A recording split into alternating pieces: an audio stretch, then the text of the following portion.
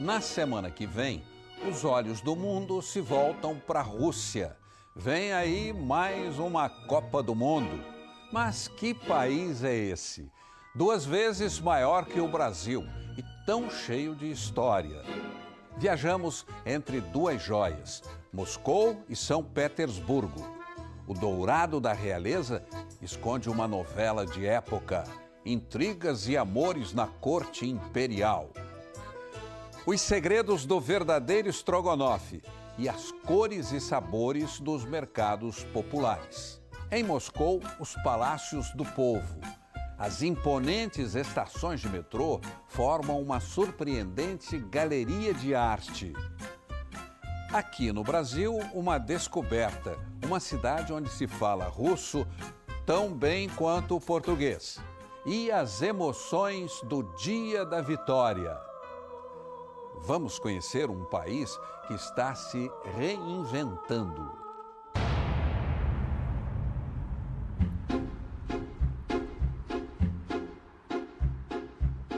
É um mergulho na história da Rússia e do mundo.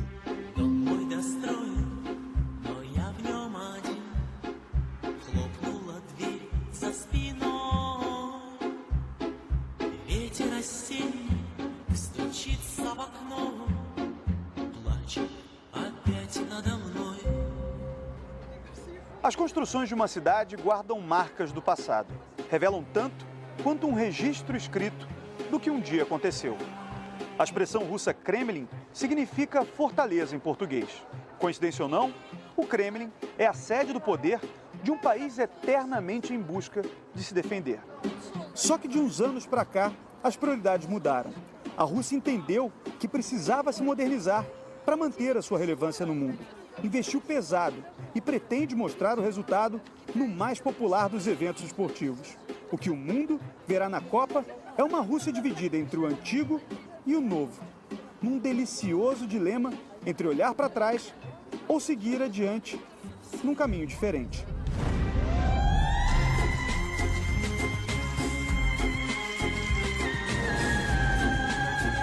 A Rússia dos palácios, que agora arranham os céus. É a 11ª economia do planeta. Atravessou do socialismo ao capitalismo. Mas nem a dança do tempo mudou a certeza. Os caminhos começam dentro destas muralhas. Todo mundo sabe, o coração tem moradia certa. Fica bem aqui, no meio do peito. Esses versos do poeta russo Mayakovsky reafirmam os sentimentos de um povo conhecido por escondê-los. Aqui é o coração da Rússia, a Praça Vermelha, onde a cidade mais importante do país nasceu. Aqui, o sentimento deles em relação a tudo que a Rússia representa bate mais forte no peito.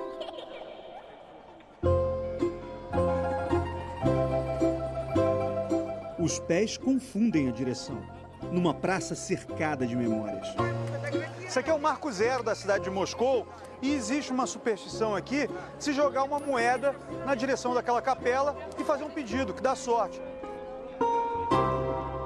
Quantas moedas! E tem sempre alguém interessado nelas. Acontece que as pessoas jogam tudo errado. Tem que ser com a mão direita por cima do ombro esquerdo. Eu aprendi isso porque a nossa produção é russa de verdade, entendeu? Então eu vou fazer agora, ó. Desejo de vitórias. Hexa! A Catedral de São Basílio, patrimônio mundial, é um marco das conquistas desse povo. As torres lembram o fogo. Chamas que sobem até as nuvens. São 9 séculos de história convivendo no mesmo lugar. Há um ano, entender as mudanças nesse país é a minha missão.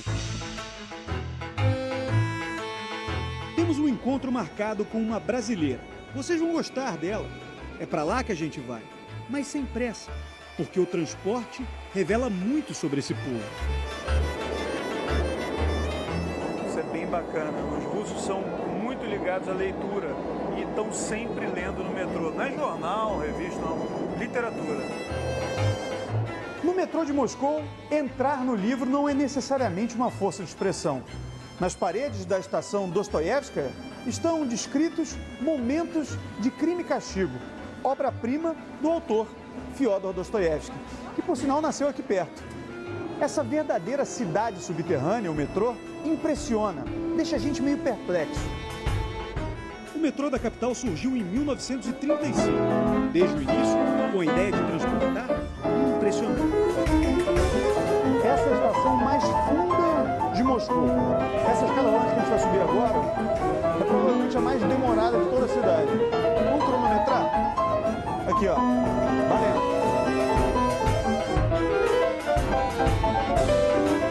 É alto pra burro, muito alto. E parou.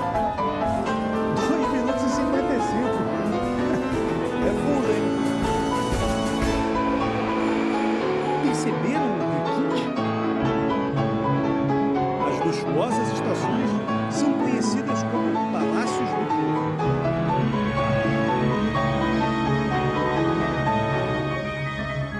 Joseph Stalin, o ditador que elevou a União Soviética ao status de superpotência, idealizou um museu subterrâneo.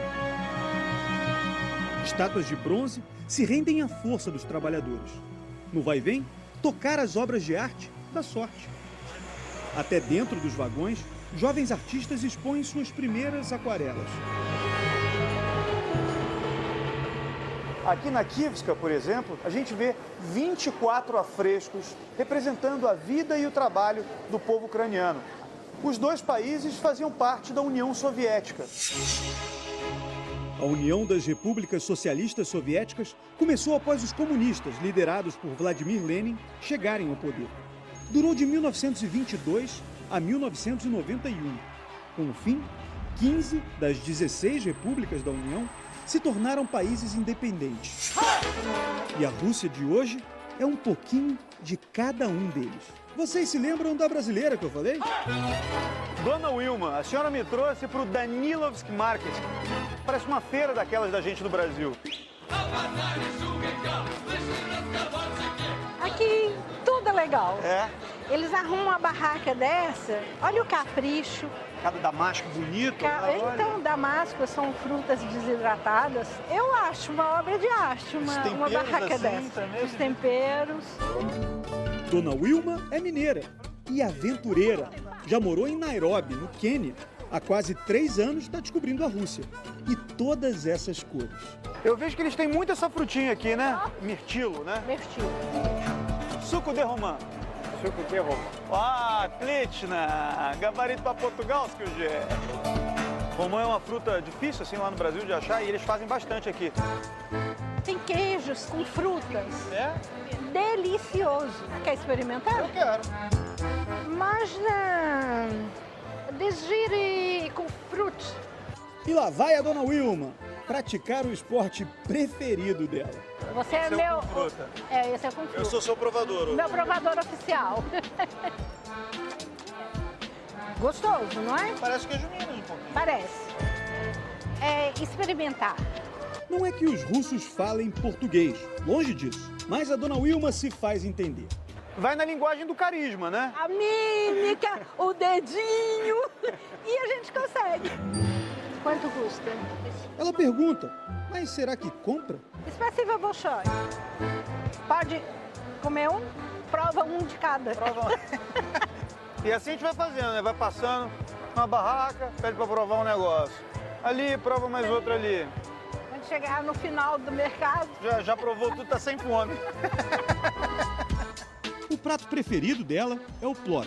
Para nós, brasileiros que gostamos de galinha com arroz, é parecido, só que aqui é com carne vermelha, né? Olha a dica boa pro pessoal que vier pra Copa do Mundo. Falando em Copa, sabe quantos ingressos essa senhorinha de 73 anos comprou? 12. Nossa! São todos os ingressos dos Jogos de Moscou, então. Eu falei que Copa do Mundo, a única coisa que eu vou fazer é descansar e assistir jogo. É uma energia muito boa. E é muita gente que trabalha nessas bancas são de repúblicas soviéticas São, mesmo, né? são de repúblicas Muitos georgianos, soviéticas, muito. do Azerbaijão, É. da Armênia. E calor. A barraca das senhoras do Uzbequistão é divertida. Я чуть-чуть ваши слова понимаю, много слов. Ela Pode entende usar. algumas palavras do que a gente fala. Patimu, вы... Digo que ela entende porque deve assistir as novelas que a gente faz. Alice Brasile, da... Eu vejo. Clone. Clone Da nossa novela do Brasil, Clone, elas viram. As novelas brasileiras falam de amor. Diz que nas últimas semanas do Clone não se via ninguém nas ruas na hora da novela. Eu adoro os produtos do Brasil. Queria que vocês mandassem mais coisas gostosas pra cá, hein? Mas sem imposto. Agora um olá pro Brasil. Um olá pro Brasil. E quantos beijos na Dona Wilma. O seu Assad, do Azerbaijão, vendedor de romãs, estava todo carinhoso. Por favor, traduz para mim. Diz para ele que ele, como bom russo, que ele é simpático como todos. Ты очень симпатичный, как все людей, которые она знает. Спасибо. Ganhei o dia.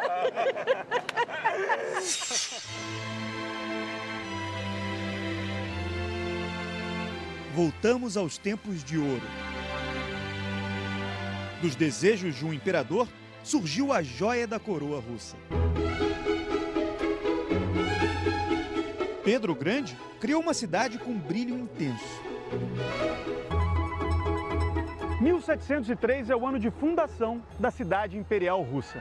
Daqui, a dinastia Romanov, a mais longeva da Europa, comandou o país em boa parte dos 303 anos em que esteve no poder. Essa é a história de uma família marcada por intrigas, traições, amores e amantes. Uma novela de época para ninguém botar defeito. E o cenário principal dessa trama está bem aqui, o Palácio de Inverno. O Hermitage é hoje um dos museus mais importantes do mundo. Boa parte da corte vivia aqui.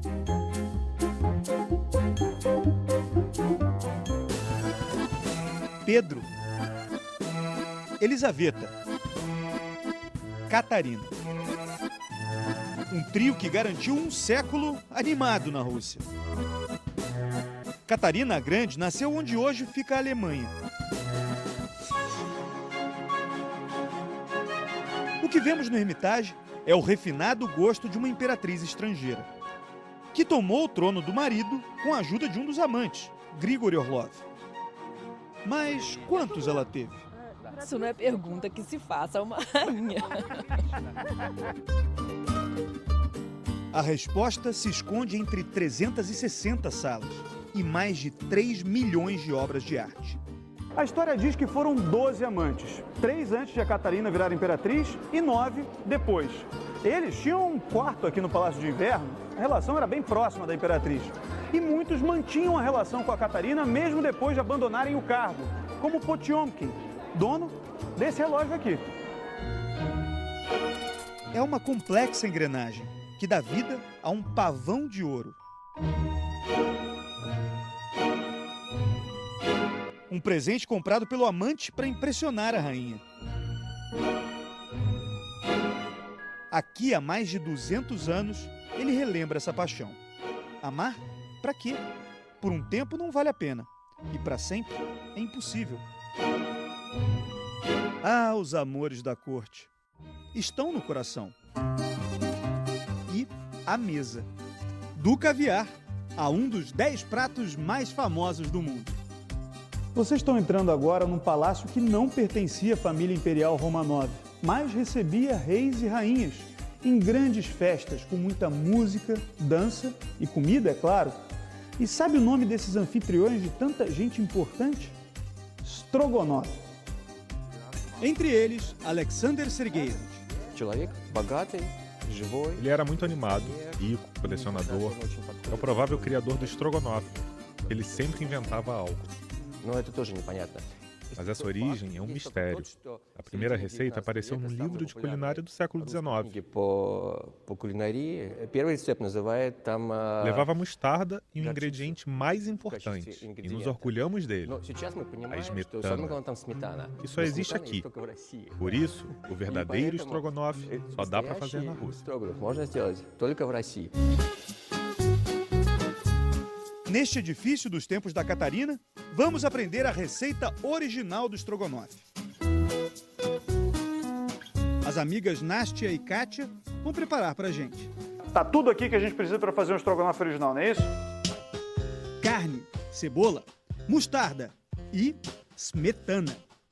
O que eu posso fazer? Cortar a cebola. É fácil de preparar. Até as crianças gostam dele. A carne é temperada com pimenta e sal. Por que a cozinha é o lugar mais importante de um apartamento para o russo? Na cozinha, sempre se juntava a família inteira para comer e conversar, receber visitas. Os russos gostam de cozinhar, gostam de ficar nesse ambiente assim. Os ingredientes vão pro fogão. Essa aqui é a tal da smetana, que é super famosa aqui na Rússia. Parece meio um creme de leite, mas é mais azedo. Lembra nata, mas também não é nata. Fica gostoso. Dizem eles que é o segredo para o estrogonofe russo ser tão diferente, porque é um ingrediente que não tem em muitos lugares do mundo. A carne fica mais ou menos 7 minutos aqui, depois mistura com a cebola, e aí quando põe a smetana, fica mais uns 20 minutos, mais ou menos. Chegou a hora de provar. Девушки, можно? Нужно. Ok, нужно, precisa provar. Vamos provar. Muito gostoso.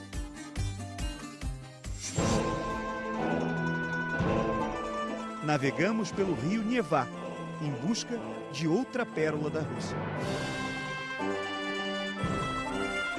Essa viagem de 40 minutos traz a gente para a entrada do Golfo da Finlândia, que fica a mais ou menos 300 quilômetros da capital finlandesa, Helsinki. Na virada dos séculos 17 para o 18, a Finlândia fazia parte da Suécia, que era a principal inimiga da Rússia, e vivia tentando atacar essa região onde hoje fica São Petersburgo. Por isso, o imperador Pedro Grande, para controlar também a entrada dos suecos por esse canal, resolveu morar aqui, no que para muitos é o palácio mais bonito da dinastia Romanov. Peterhof, o Palácio de Verão. É um patrimônio mundial. Os jardins de Pedro se espalham por 10 quilômetros quadrados até encontrar o Mar Báltico. E a gente vê fotos, pinturas, na verdade, dos imperadores todos, em várias fases da vida. Acima do trono vermelho está a Catarina, a poderosa imperatriz. Ela conseguiu expandir as fronteiras da Rússia para o sul. Teve muitas conquistas militares. Dá para acreditar num lugar assim? Cheia de detalhes dourados. Isso já é uma marca da Elisaveta. Elisaveta, a terceira personagem dessa novela, deu charme ao lugar. Essas estátuas douradas, símbolos do Palácio de Verão, não são do tempo do Pedro Grande, são do tempo da filha dele, Elisaveta, que também foi imperatriz da Rússia no século XVIII. Por sinal, Elisaveta foi muito conhecida por festas bem animadas, em que algumas vezes os convidados eram obrigados a trocar de gênero. Os homens se vestiam de mulher e as mulheres de homem. Ela descobriu que ficava bonita em trajes masculinos. A gruta debaixo do palácio recebeu festas bem modernas para ela. Tudo ali, perto de uma enorme tubulação, que há séculos alimenta um espetáculo. As lágrimas de Sansão e as mandíbulas do leão. A vitória da Rússia sobre a Suécia na Grande Guerra do Norte. Uma engenharia sem igual, usando apenas a força das armas.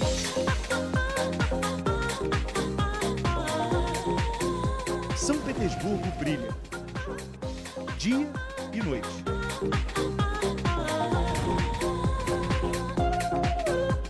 Em cada cena. E as pontes são um show à parte.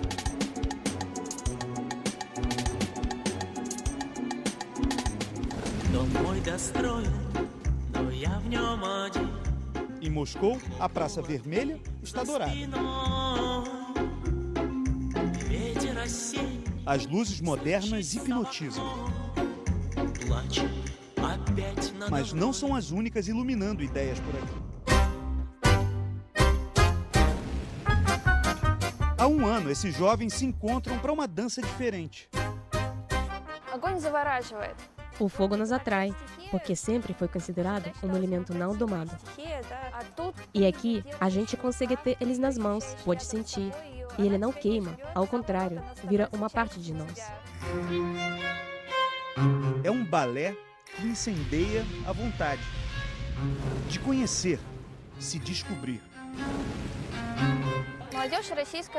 A juventude russa é diferente. Ela quer se realizar do jeito dela e não do jeito que os outros querem. Exatamente como a nova Rússia. O mundo está nas nossas mãos e a gente se movimenta junto com o planeta. A pergunta é, para onde?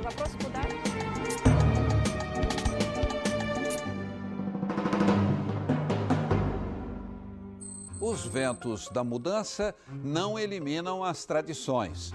Nosso repórter experimentou a sauna da saúde e levou um tremendo susto. É daqui a pouco.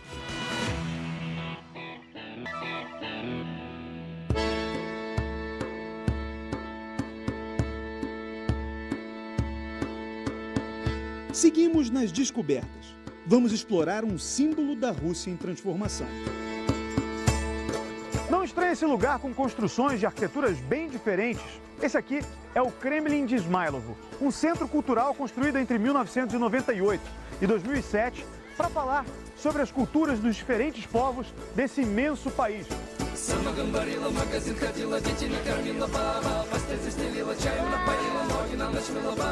A gente tem uma barraca com várias peças de âmbar, que é típico do norte da Rússia, da região de Kaliningrado, inclusive vai ser sede da Copa.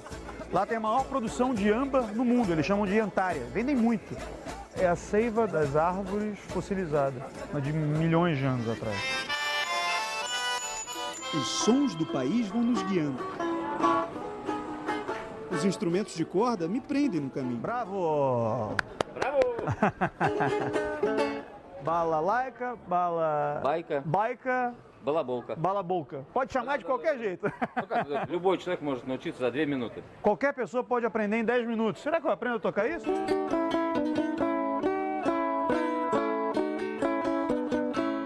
Super. Nesse imenso mercado de pulgas, dá para garimpar tesouros. Olha aqui. O Misha, mascote das Olimpíadas de 1980 aqui em Moscou. 800 rublos. Skid Caneto. Давай, 700. 700. Consegui por 700 aqui, ó. O Misha original é difícil de achar. Já as matrioscas, as bonecas russas, decoram todo o mercado. É tanta barraca vendendo que o ecrã aprendeu a fisgar os clientes na língua deles. Пожалуйста. Assalamu alaikum. Hello to everybody. Buongiorno tutti differenti matrioshke e grandi sconto. Tawa, ugo wawa, shuga wawa, piei tawa. Por favor, konnichiwa dozumito kudasai.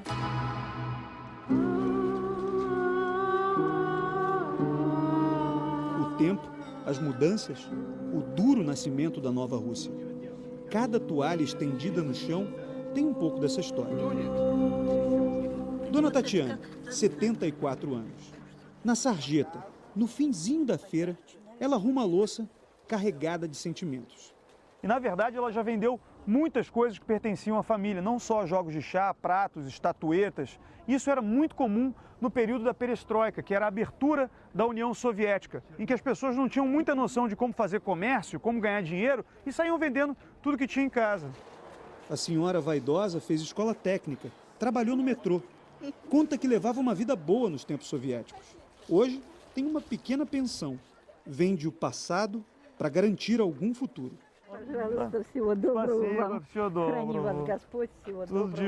Tudo de bom, Tatiana. Спасибо.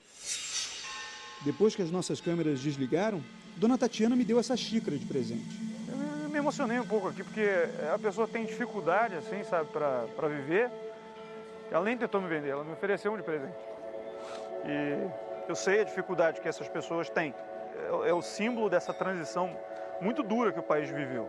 E ela, na verdade, ela é uma pessoa otimista, ela fala bem do país, ela fala bem de tudo. Dois lados da mesma Rússia. 20 milhões de pessoas vivem abaixo da linha da pobreza. Mas nenhum outro lugar tem tantos bilionários. Eu disse bilionários. Só que a maior preocupação não é a desigualdade social. A grande questão em relação ao momento do país diz respeito à liberdade de expressão. Parque Gorky, o mais importante de Moscou.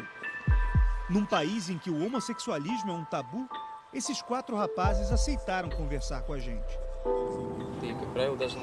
Normalmente você não fala disso. No trabalho, com a família, você não conversa sobre isso.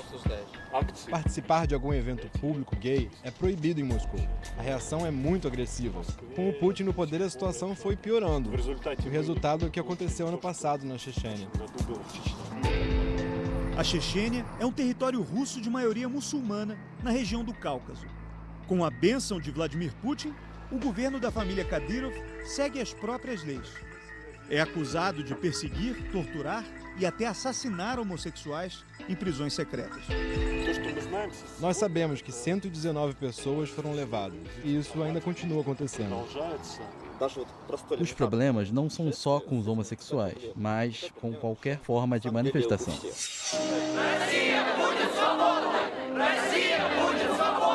Registramos isso bem de perto. Foi durante as nossas gravações em São Petersburgo. Essas manifestações acontecem com muita frequência aqui na Rússia. Eles vão à rua e começam a protestar contra a falta de liberdade de expressão e, é claro, fazem críticas diretas ao presidente Vladimir Putin, que está no poder desde o ano de 1999. A gente está aqui porque o presidente foi reeleito. Agora ele acabou de ser reeleito para um mandato de mais 6 anos.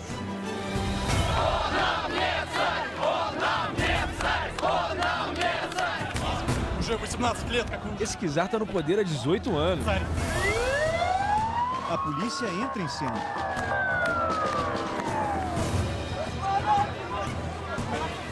Os manifestantes perdem a voz. Mas nós não podemos misturar as coisas. Tem um país e tem um governo. E esse país tem uma história enorme, de muito orgulho. Pegamos a estrada em direção ao campo. Está passando por uma região fora de Moscou em que há muitas dátias, que são as casas de campo. E a maioria delas foi dada pelo governo, tanto no período soviético como anteriormente. Chegamos a Kubinka, cidade pequena, entre lagos, a 45 quilômetros da capital. Evgeny, очень приятно. Спасибо. E Evgeny é um funcionário público. Nos convidou para conhecer a dátia dele. Com esse forno do Uzbequistão, eles conseguem fazer pão, carne. Estou interessado nisso. Uma recepção incrível pra gente, com cerveja caseira, um crustáceo tipo um lagostim, da região lá do norte, perto da Finlândia. Cebola da Crimeia, essa daqui, ela solta toda assim, fica bem doce. Ele falou que a casa foi toda construída de madeira. Em estilo siberiano, toda feita de pinheiros da Rússia. O Evgeny tem uma paixão: produzir bebidas em casa. Limoncello, cerveja, vinho. É a vez da mais popular entre os russos, o samagon. Já foi chamado de vinho de pão, porque é feito de centeio. Na época dos czares era o que a nobreza da Rússia bebia, dos tempos de Pedro até o Nicolau II. Tudo é feito nos fundos do quintal. E aqui está o centeio depois de ser moído, e tem um cheiro muito forte de pão, mas muito limpo também. E todas as bebidas que o Evgeny produz aqui partem disso. Essa é a matéria-prima. O samagon do Evgeny foi eleito 2 vezes como o mais puro da Rússia. Mas ele ainda tinha uma surpresinha. Olha só, gente. Eu fui convidado para banha russa. É uma espécie de sauna, um pouquinho diferente. Agora eu vou ficar uns minutos aqui dentro, a 60 graus. Vamos ver quanto eu aguento, né? Depois eu saio aqui e vocês veem. É meio esquisito. O Evgeny diz que as folhas de carvalho e o eucalipto vão melhorar no sistema imunológico e a circulação sanguínea. Eu só não sabia que ia apanhar. Tem uma surra aqui dentro. Mas o pior viria em seguida. Depois de apanhar que nem um doido aqui... A ordem é para mergulhar rápido na água a 4 graus. Три раза! Ай! Еще раз! Окунайся! Вылази! Tem que voltar pra lá de novo depois. Eu não tô entendendo isso. Bыстрее! Ele disse que tem que fazer isso 5 vezes por dia. Fica mais quente toda vez que ele vai. Na cara? Respira! 4 graus, hein? Fui! E o ritual de tortura, digamos assim, se repetiu por 3 rodadas. Еще раз! По-русски! É russo, né? Obrigado, Globo Repórter. Não achei que eu fosse apanhar tanto, né? Mas é a tradição deles. E como se diz no Brasil, depois de um presente como esse, né? De cavalo dado, não se olha os dentes. Então, já que foi o presente, eu tenho que aceitar. As conquistas no espaço e as emoções do dia mais importante do calendário russo. Você vai ver já já.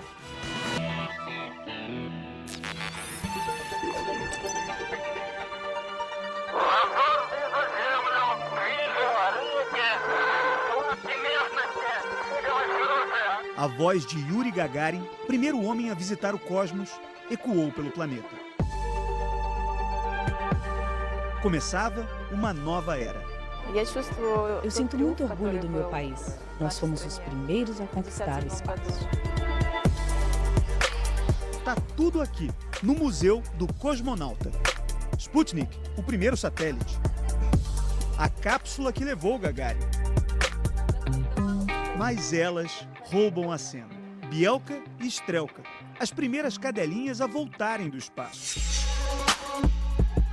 28 foram lá para cima, nos anos 60. Laika, a mais famosa, não resistiu. Já essas duas viveram muito após a aventura. A Strelka teve 2 ninhadas depois que voltou do espaço. Um dos filhotes foi dado de presente para a primeira-dama dos Estados Unidos, Jacqueline Kennedy. Mas sabe quem essa turma veio ver? Yuri Alexeyevich Gagarin. O grande Yuri Gagarin. Até hoje, um dos personagens soviéticos mais cultuados nessa Rússia que a gente está conhecendo. Mas, na verdade, ele não era tão grande assim. Ele tinha 1,57 m. Para caber nesses escafandros pequenininhos, não podia ser muito grande, né? Um pequeno homem. Grande herói. Do país mais extenso do planeta. Eu sou só um homem comum russo igual a outros milhares. Quando ele retornou da lendária viagem, era uma alegria só. As pessoas foram para as ruas. Estavam todos felizes. Gagarin morreu jovem, num acidente de avião. Não viu os americanos pisarem na Lua há quase 50 anos. Na Rússia de hoje, os símbolos soviéticos ganham novos sentidos. É 9 de maio, dia da vitória, o feriado mais importante do país. Há décadas, o Ocidente associa a vitória na Segunda Guerra Mundial aos Estados Unidos. Nesta data, os russos fazem questão de afirmar que a vitória sobre a Alemanha nazista de Hitler partiu do povo soviético. Uma data para celebrar o heroísmo do passado e o poderio militar do presente. Tanques, blindados, caças aéreos e uma arma devastadora. Satan. Os russos garantem que esse míssil pode viajar de Moscou a Washington, capital dos Estados Unidos. Os atiradores estão posicionados. O homem mais poderoso da Rússia vai falar. A derrota dos nazistas foi uma vitória triunfal. A mensagem da libertação rapidamente ecoou pelo planeta. E todos os povos entenderam que a União Soviética definiu o resultado da Segunda Guerra Mundial.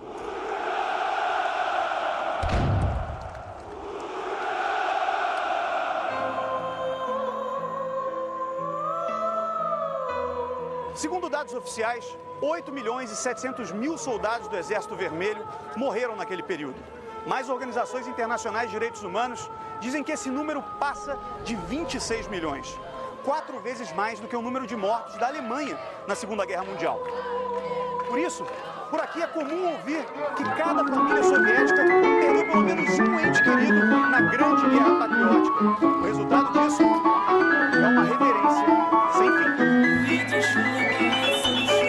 Na chegada à Praça Vermelha, quantos sentimentos.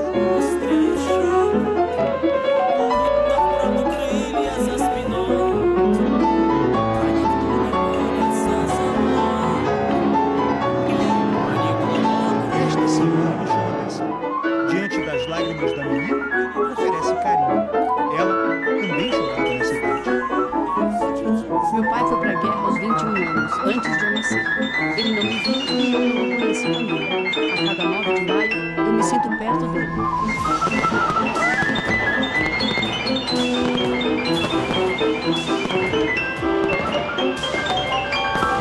O coração vermelho de Moscou está pulsando.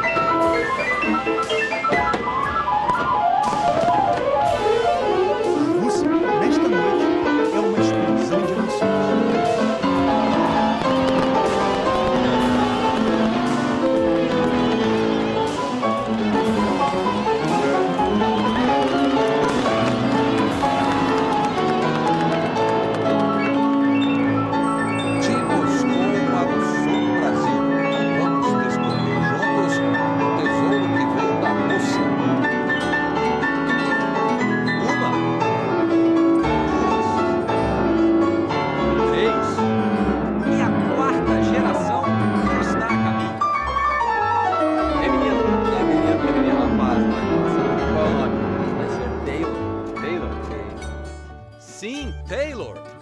Vanderleia e do Jonathan. Jonathan, que é filho da Márcia e neto da Ana Teresa e do senhor Gregório Gritsenko. Ah, Gritsenko. Agora já parece que a gente está falando russo. Dos próprios Gritsenkos tem vários que foi mudando na documentação, na hora de fazer a documentação saiu errado, né? Então tem Gritsenko, Kutchenko, Orizenko, mas é tudo da mesma família. Sobrenomes de A a Z, devidamente catalogados. Babenko, Basila, Beloz, Bondarenko, Braslovs, Budinsky. O Z é de Zabolotsky. E esse Zabolotsky, o senhor Jacinto Anatólio, é filho de russos. O primeiro da família já nascido nesse pedacinho de Rússia ao sul do Brasil.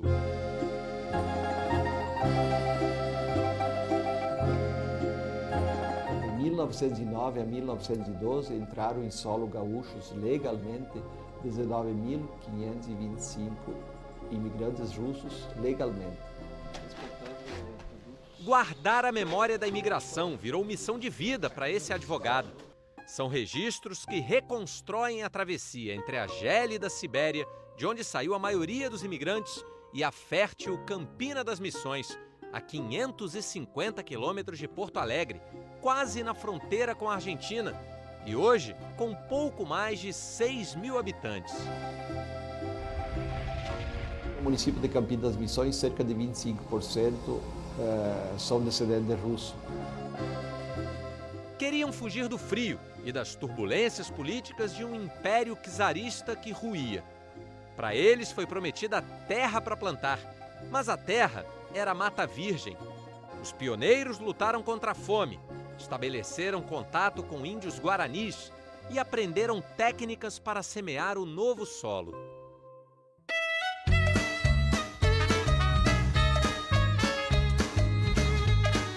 Até que, às custas de muito suor, as colheitas passaram a prosperar. E aqui a região é boa de produzir o quê? Aí é até milho, é soja, trigo, feijão, não tem plantada. Atualmente, os laços comerciais entre os dois países são muito fortes nessa região. Só essa empresa aqui abate cerca de 30 mil animais por semana, dando um total aproximado de 4 mil toneladas de carne suína, dos quais 40% são exportados diretamente para o mercado russo. A carne que fica mata a fome e a saudade vem da mesa, outro laço russo-brasileiro. Geração em geração, até que dos nossos avós e dos nossos bisavós. O meu porte é diferente dos outros. Tem um toque não, brasileiro. Tem um segredo. Não vou contar.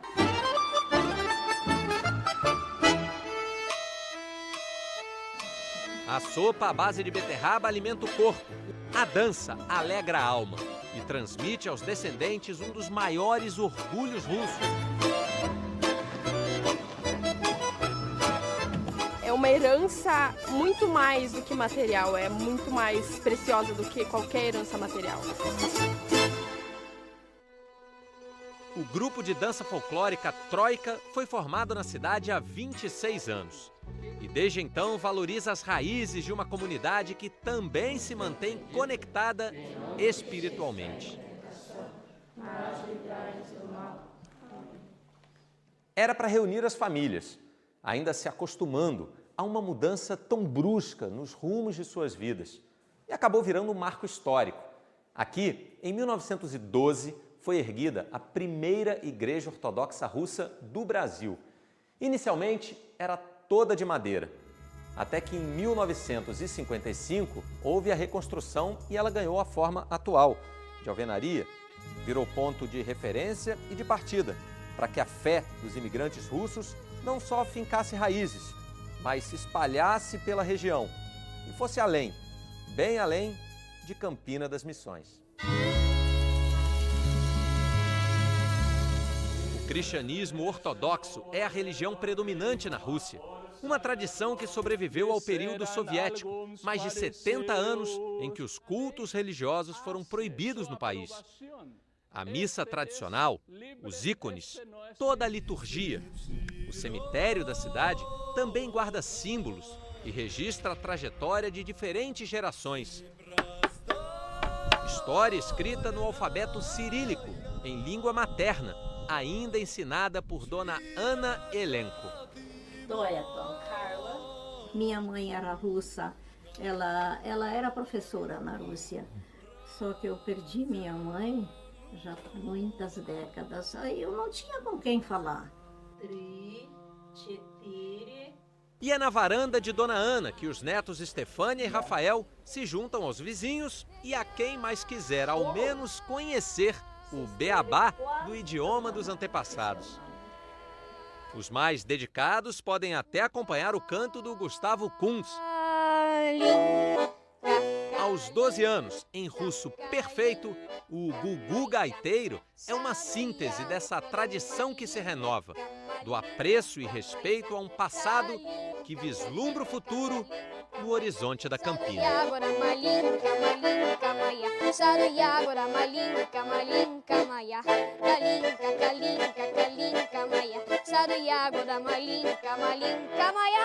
Vem aí a super série Onde Nascem os Fortes. Um bom fim de semana e até a próxima sexta. Eu vou que vou, do jeito que eu sei, de gol em gol, com direito a replay. Eu sei que vou, com o coração batendo a mil. Это сана раша Brasil, jak знаешь мору, крайновицей напор, за голом гол, vai посмотрим повтор, и верю в год, мое сердце трепещет в груди, Бразилия тебе впереди, Бразилия тебе впереди.